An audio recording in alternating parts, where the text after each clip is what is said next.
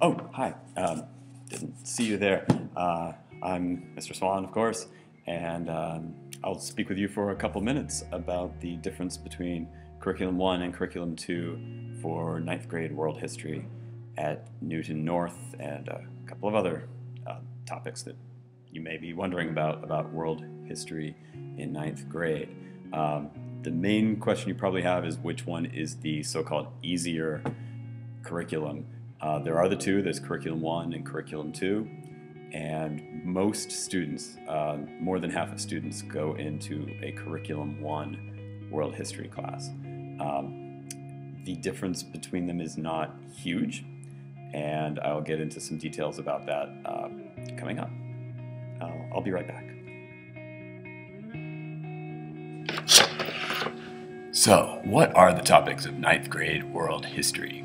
Well, it covers actually about 14 centuries of human experience and achievement all over the world, including Chinese, Japanese, culture of Islam, Christianity and the roots of Christianity and Judaism, covering from Central Europe all the way up through the year 1787, the Enlightenment period of Europe. So this is not US history.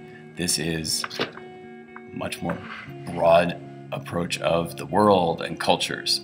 In some ways, it's more similar to your 7th grade history experience. So you can consider that as you're thinking about what 9th grade will be like for you. However, it is not a repeat of 7th grade history at all. But it is similar in that you're going from one part of the world to another part of the world throughout the course of the year.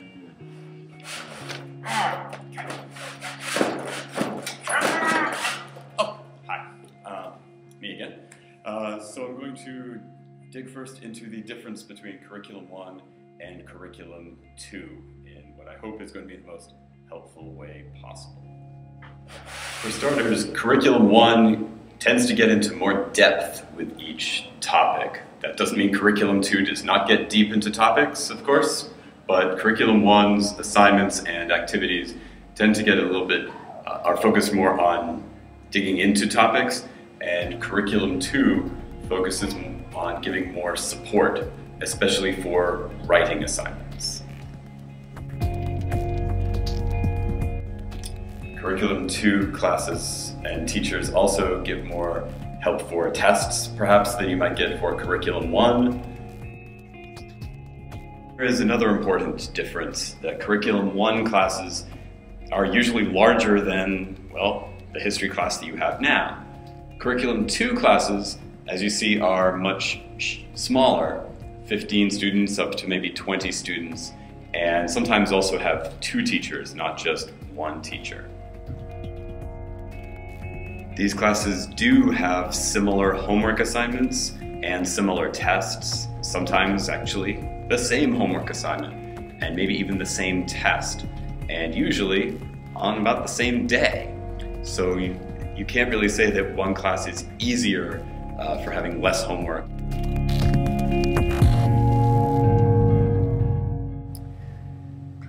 To get a little more specific though, Curriculum 2 assignments are more likely to be something like making note cards to prepare for a test, bring in your thesis statement for an essay that's due, or having focused reading questions, reading from the textbook and getting specific questions to answer.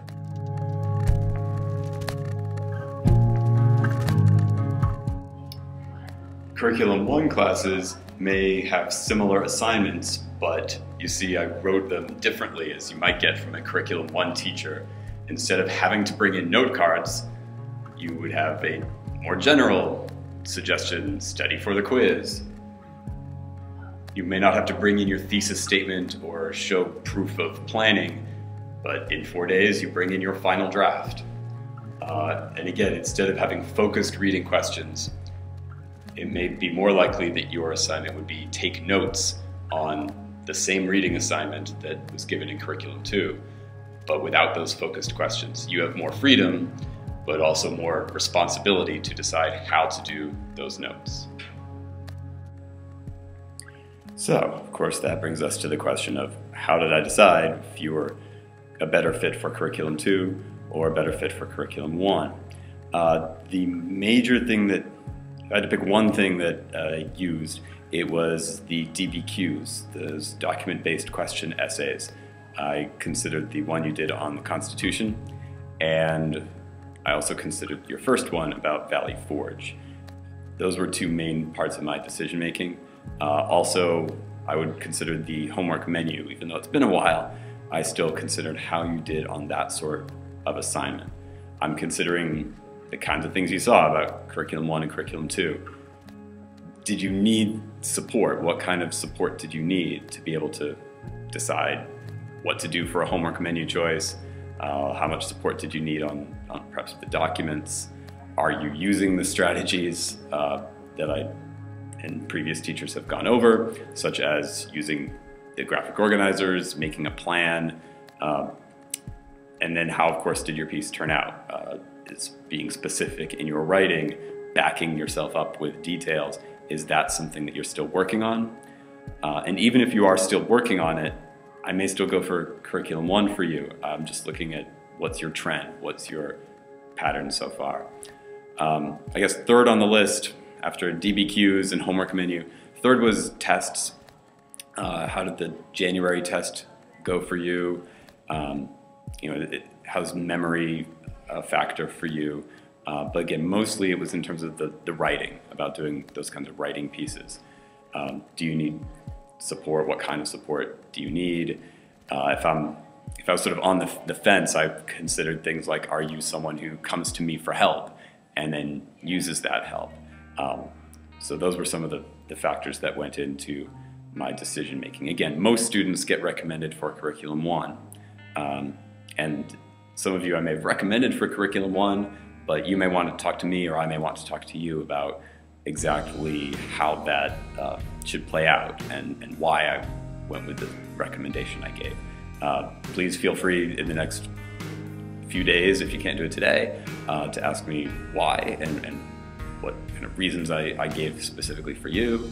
And in some cases I will have to say I wasn't quite sure, but here's what I was thinking. So we try to arrive at something that you think is going to work and I think is going to work as well.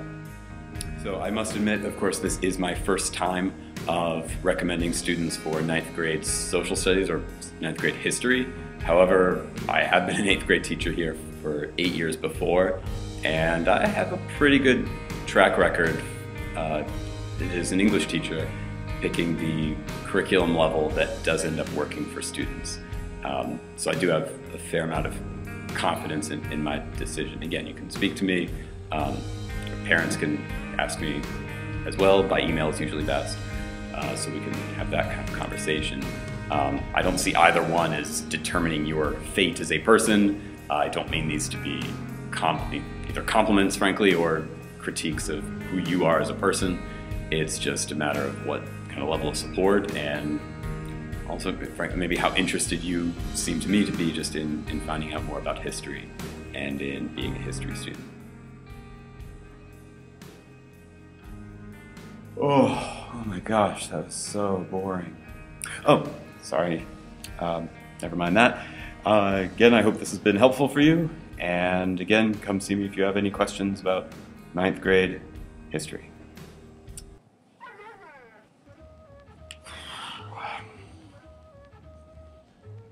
You can, and you don't stop, 'cause you can, and you don't stop, or when you can, and you don't stop. Might be coming.